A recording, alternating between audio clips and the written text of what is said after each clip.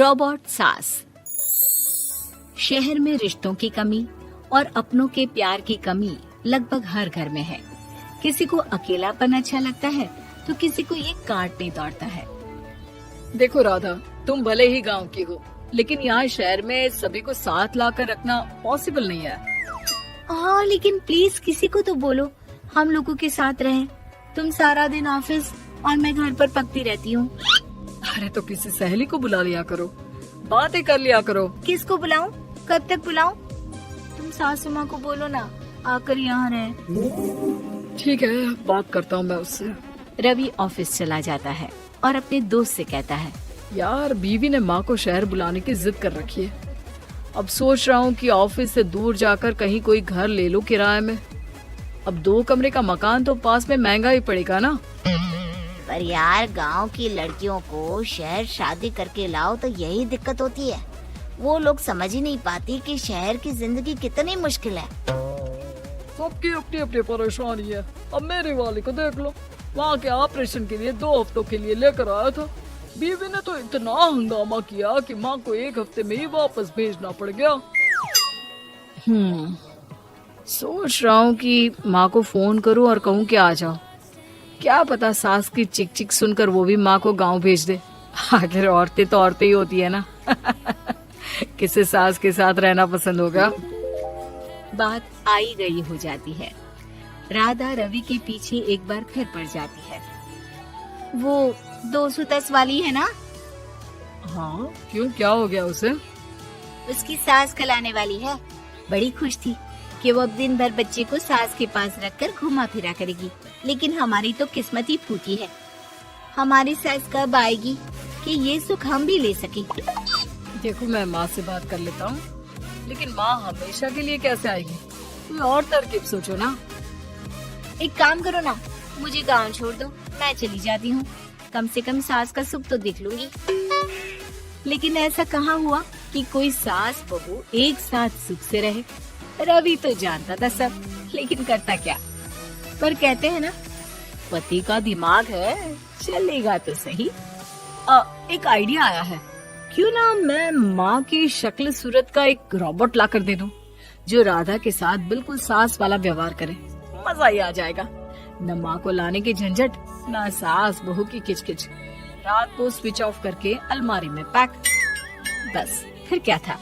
अगले दिन जैसे ही घर की घंटी बजती है और राधा दरवाजा खोलती है, साथ पे खड़ा होता है रवि और साथ में होती है रवि की माँ यानी कि राधा की सास।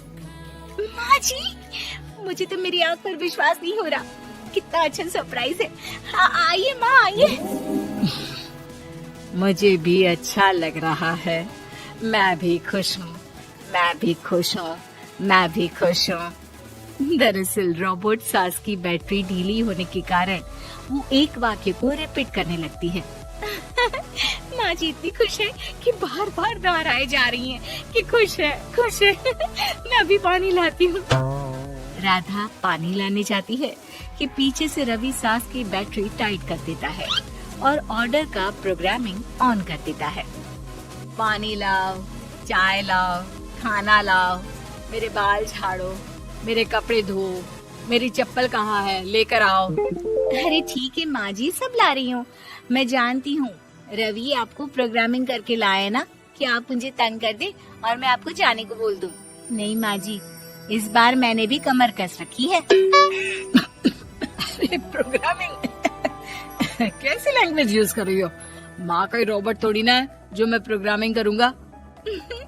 अरे मजाक कर रही हूँ। माँ तो माँ होती है, मैं जानती हूँ। राधा सास के साथ खुश रहती है। वो उनके साथ बातें करती, घूमने जाती और आसपास के लोगों से मिलवाती। लेकिन एक दिन, अरे कभी तुम लोगों को लड़के नहीं देखा। इतनी तो तू मैं माँ बेटी में भी हो जाती है, लेकिन तेरी सास तो बिल्कुल ताना नहीं देती। हाँ ये तो है, ताना तो नहीं देती लेकिन ऑर्डर बड़े बड़े देती हैं। अरे ना मानना, 2-4 ऑर्डर अपने आप ठीक हो जाएंगी, तभी देखेगा असली रंग।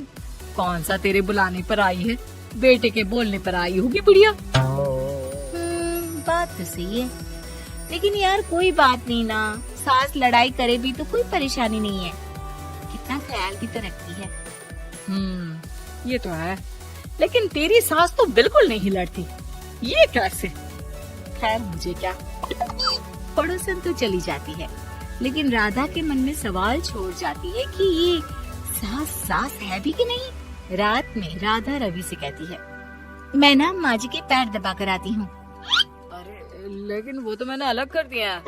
क्या क्या कैसे कहा? नहीं, मेरा मतलब कहा कभी माँ का पैर गांव में रहा करता था, तो मैंने काट कर मतलब माँ को शहर ले आया ना। Okay okay.